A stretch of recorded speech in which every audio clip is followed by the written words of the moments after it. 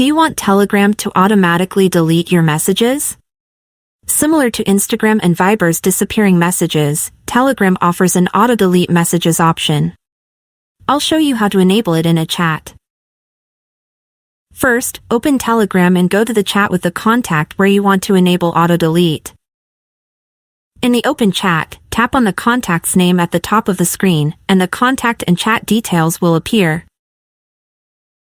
Now, tap the three dots in the upper right corner. A new menu will appear. The first option is the one we need. Tap on Auto Delete. The available time periods are 1 day, 1 week, 1 month, or Custom. I'll tap on Custom to show you more options.